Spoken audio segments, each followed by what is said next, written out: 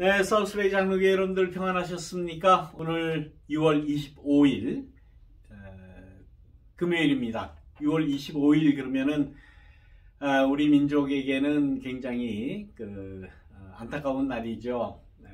6.25 전쟁이 일어난 그러한 전쟁 발발일입니다. 이 전쟁이 왜 일어났는지, 이 결과가 무엇인지, 이 6.25 전쟁으로부터 우리가 받은 그러한 그 어려움, 고통, 민족 전체가 누릴 수밖에 없는 그런 상처는 아직까지도 계속 이어진다고 볼 수가 있습니다. 아무튼 이러한 날에 우리 하나님 나라 이야기 34번째 시간을 우리가 함께 합니다. 이제 6월 말까지 이 하나님의 나라 이야기를 이제 마치려고 합니다. 다음 주 한 번까지 다 하면은 35번에 걸쳐서 하나님 나라 이야기를 우리가 함께 했는데 이것으로 다 한 것은 아니죠. 그죠? 그야말로 수박 겉핥기식의 그 하나님 나라의 그 모습들, 그죠? 이런 모습, 저런 모습, 이런 말씀, 저런 말씀, 그냥 이렇게 우리가 생각을 해본 정도입니다. 그렇지만 아무래도 그래도 우리가 이렇게 하나님 나라라고 하는 그러한 주제를 놓고 이렇게 아주 집중적으로 인텐시브하게 생각을 했었습니다. 자, 이제 거의 막바지를 향해서 지금 달려오고 있는데요. 자, 오늘은 하나님 나라는 또 어떤 모습인가? 지난번에는 뭐라고 그랬죠? 해방이다라고 하는 그런 관점에서 억압에서 해방, 어떤 종교적인 관습에서 해방, 또 지난 시간에는 병에서 해방되는 그러한 모습이다라고 말씀드렸고, 오늘은 공감대 형성이라고 하는 공감대 형성 운동이다. 하나님의 나라 운동은. 그래서 하나님의 나라는 공감대가 형성이 돼야 된다는 거죠. 그래서 이게 집단적인 성격을 가진다라는 말씀이에요. 집단적인 성격을 가지고 있어요. 하나님의 나라 그러면 곧 교회의 그러한 그 모습과 우리가 늘 비견될 수 있는 것 아닙니까? 그래서 교회의 모습이라고 하는 것은 이러한 집단적인 그러한 그 공감대가 형성이 돼야 된다라는 그러한 말씀이에요. 이게 서로 공감하지 못하면 안 돼요. 한 교회를 섬긴다, 한 교회를 이룬다 할 때는 공감대가 형성이 돼요. 누구나 다 공통적으로 느낄 수 있는 그러한 그 가치, 그것이 있어야 돼. 다 제각각이면은 그건 교회라고 할 수 없어요. 근데 지금까지 이렇게 대부분의 이 교회의 모습이 공감대하고는 좀 거리가 멀죠. 그렇지 않습니까? 여러분들 우리가 교회를 지금 이렇게 이루고 나가는데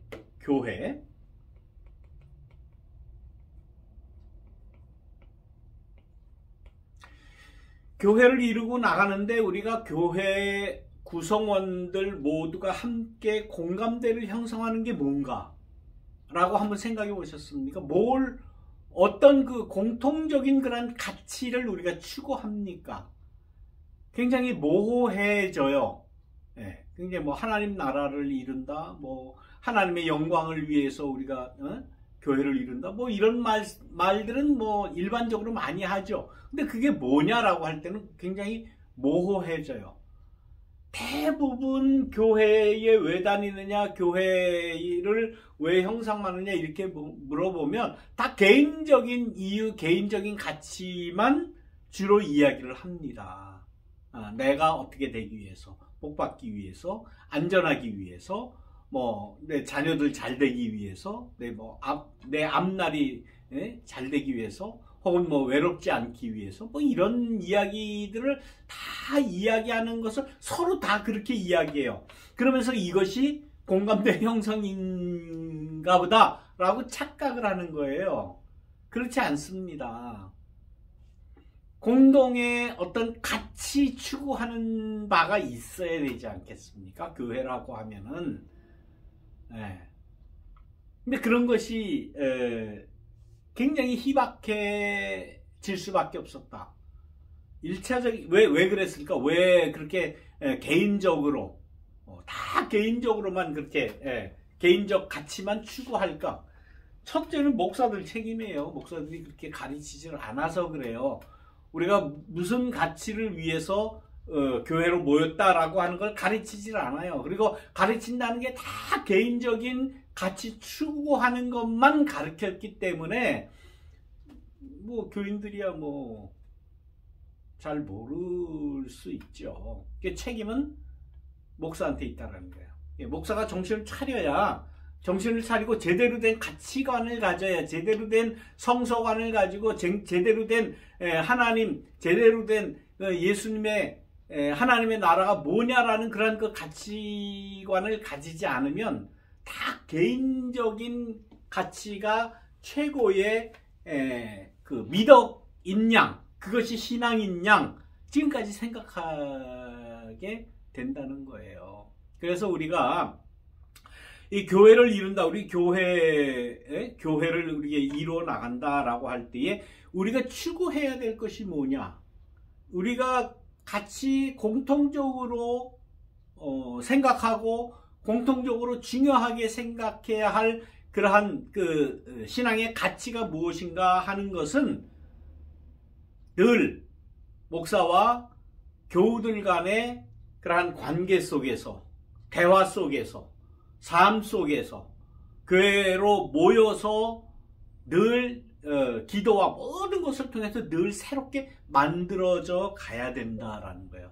그래서 앞으로 우리 교회는 저와 여러분들과 함께 우리가 무슨 가치를 위해서 이렇게 함께 모여서 이루느냐, 예배 드리느냐, 교회를 이루느냐, 거기에 대해서 늘 우리가 점검하고 우리의 신앙의 고백, 우리 나름대로의, 우리 사우스베이 장로교회 나름대로의 신앙의 가치가 뭐냐, 그러니까 미션 스테인먼이라고 그래요. 그것을 미션 스테인먼을 우리가 만들어 가야 돼요. 그리고 그것은 한번 만든다고 해서 그것이 뭐 절대적인 거 아니에요.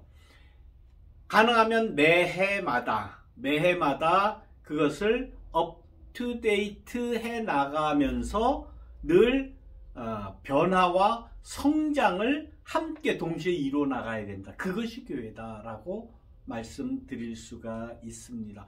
그 뭐 성경에 다 나와 있는데 뭐 그걸 뭐 또 다루하느냐. 그러다 보니까 모호해지는 거예요.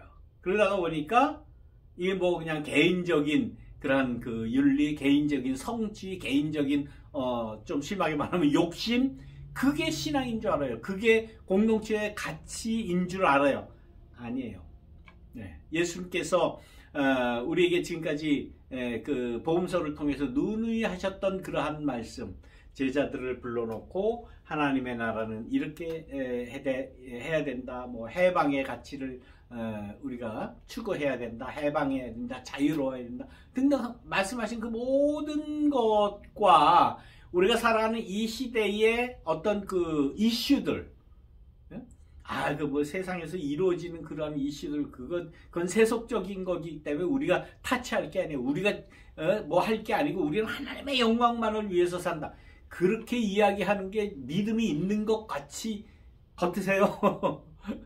그건 무책임한 겁니다. 그래서 저의 의도 혹은 저의 앞으로의 계획은 뭐 지금 뭐 코로나 상황이니까 뭐 지금에야 뭐 어떻게 하기가 조금 뭐 당장 어떻게 할 수는 없죠. 이제 대면 예배 드리고 주일마다 이렇게 모이고 뭐 이렇게 되면 이러한 그 우리 교회의 미션 스테인먼을 위해서 우리 교회의 어떤 그 신앙 고백적인 그러한 그 문제를 늘 대화를 통해서, 토론을 통해서, 또 합의를 통해서 우리가 만들어 가야 된다. 그게 교회예요. 그게 교회이지 않습니까? 여러분들 목사가 하는 말을 그냥 목사가 주장하는 그걸 일방적으로 그냥 목사가 이렇다 그러면 그냥 그런 줄 알고 사실 뭐 그렇게 믿는 사람도 별로 없지만은 예, 일방적인 거 아니에요. 공감을 형성을 해야 된다. 공통적인 느낌이 있어야 된다. 이것을 만들어 나가는 그러한 모습이 하나님 나라의 모습이다 하는 그러한 말씀입니다. 자, 그런데 그 공동체는, 교회 공동체는 어떤 공동체인가? 성경에 나오는 그 예수님 당시에 많은 공동체가 있었어요. 지금까지 저도 많이 여러분들에게 이제 소개를 드리고 말씀드렸죠. SNF파. SN 그러면 무슨 말입니까? Essential. 예? 원초적인, 근본적인, 뭐 이런 의미잖아요. 그러니까 이 SNF파들은 이 유대나라가 왜 이렇게 망했느냐. 하나님의 말씀을 하나님의 말씀을 원칙적으로 지키지 않아서 그렇다. 그러면서 하나님의 율법을 원칙적으로 지키자. 그래서 율법주의로 그냥 극을 달한 사람들이에요. 그래서 이 사람들은 말씀을 지키기 위해서 혹은 여러 규례를 지키기 위해서 과도한 그러한 그 원칙을 자기네들 나름대로 또 정하고 살았던 사람이에요. 이 사람들이 SN파입니다. 그래서 말씀이 중요하기 때문에 이 사람들은 말씀 중심의 전에 내려오는 율법의 말씀, 토라의 말씀을 가장 중요하게 여겼기에 그 말씀을 그대로 전수하고 자기네들이 깨닫기 위해서, 물론 옛날 2000년 전 얘기니까 그거를 글로 남겼다는 거 아니에요. 그러니까 요즘같이 출판을 한다거나 책을 만들어내는 그런 기술이 없는 그 옛날이기 때문에 다 그냥 양피지, 양 껍데기 벗겨가지고, 가죽 벗겨가지고, 그걸 말려가지고, 그 위에다가 이제 썼대는 거 아닙니까? 그러니까 이게, 얼마나 많은 공이 필요합니까? 그걸 쓰기 위해서 돈 주고 산다 그래도 엄청나게 비싸죠. 그러니까 아무나 가지질 못하는 거예요. 그러니까 그거를 그냥 필사를 해내느라고 정확하게 쓰고, 정확하게 필사본 성경, 율법 두루마리들을 항아리에 넣어가지고 보관하고 뭐 이랬어요.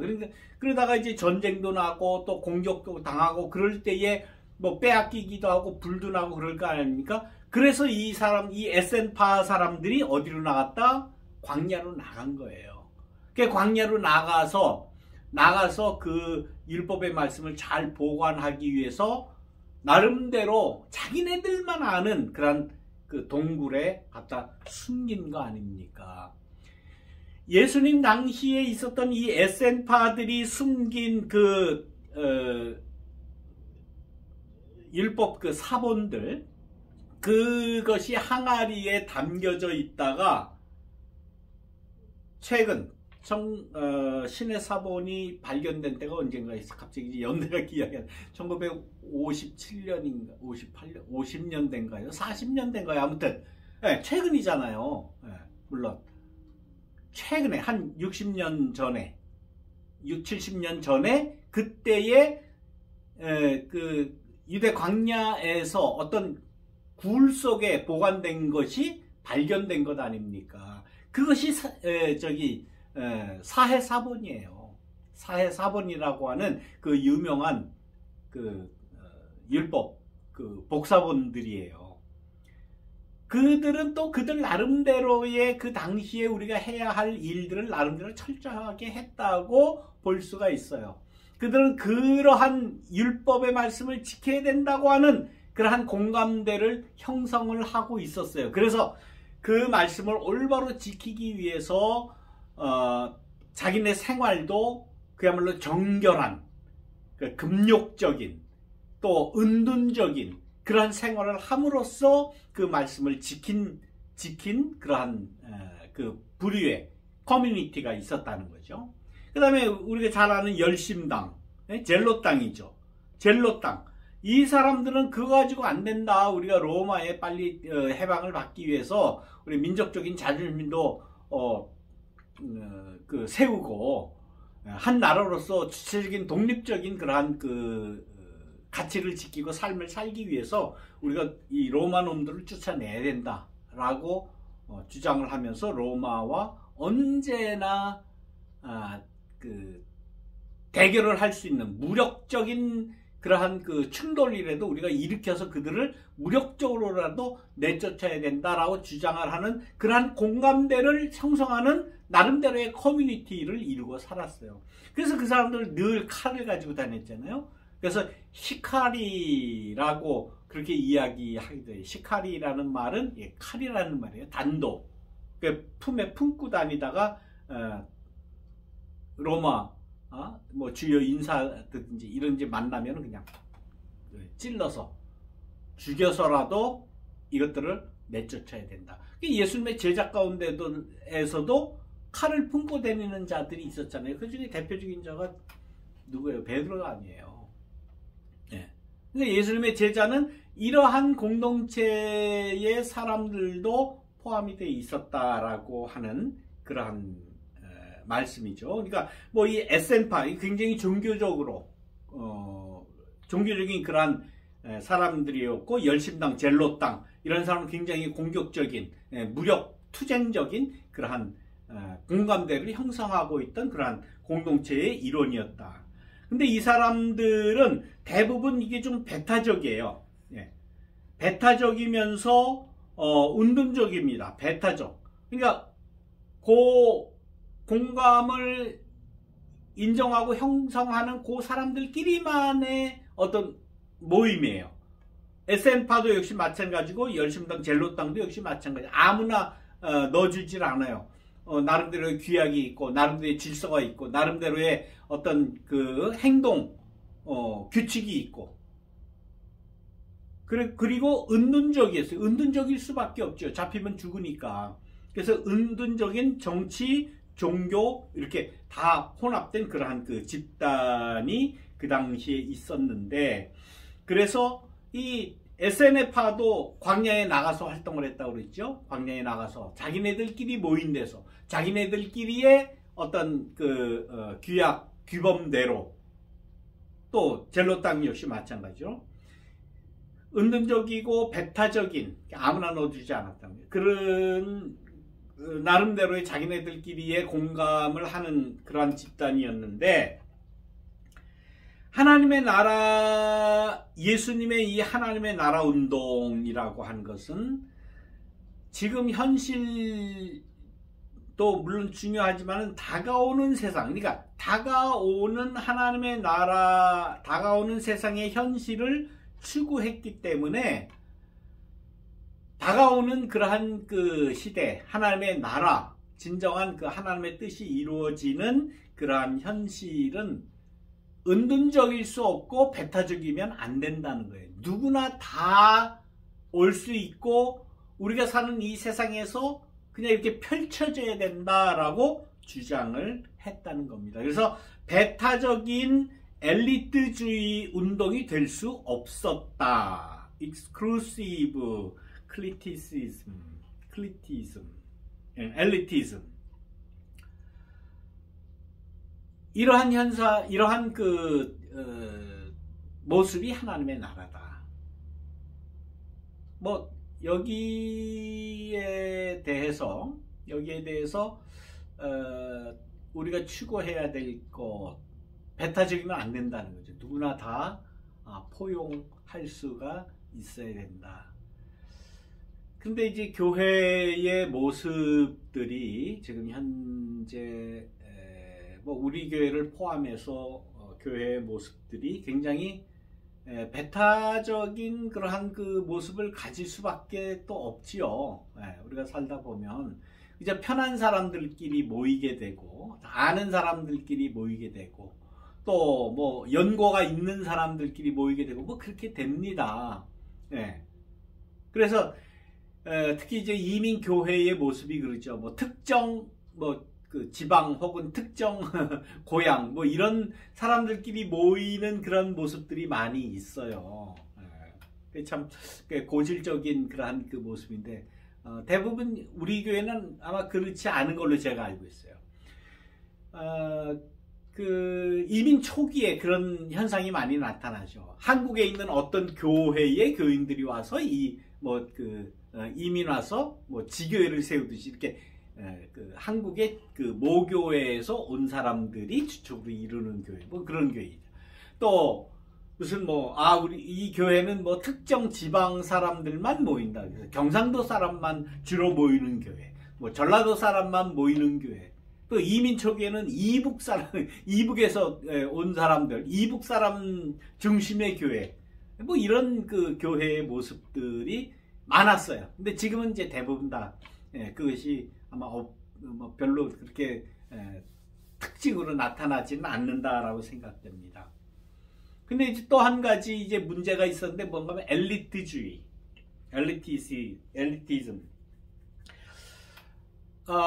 그 특정 학교를 중심으로 모인 그런 교회들의 모습이 있었죠.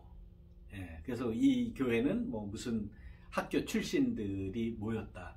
제가 한 16년간 그 목회하던 교회가 이제 그런 교회입니다. 특정 학교에 사람들이 주로 모였어요. 그래서 제가 처음에 이제 그 교회를 가니까 뭐 교회에서 뭐 우리는 다 교우라고 그러지 않습니까? 교우님. 그게 다 좋은 말이죠. 일반적인 평정이 그러면 뭐 형제님 혹은 자매님, 그것도 괜찮은 말, 좋은 말이라고 생각해요.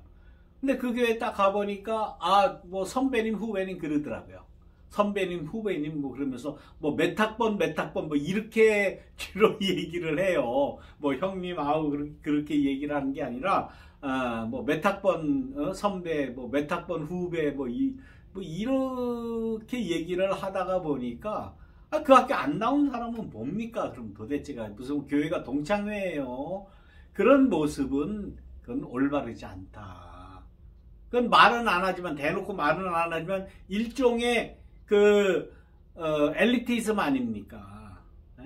이 학교 나온 사람들끼리만 공감대를 형성한다. 그 아주 그건 절대적으로 있어서는 안 되는 그러한 말이에요. 이러한 말씀을 그때도 제가 했죠. 그러니까 그 학교 출신 사람들이 조금 떡떡하게 그 생각을 하더군요.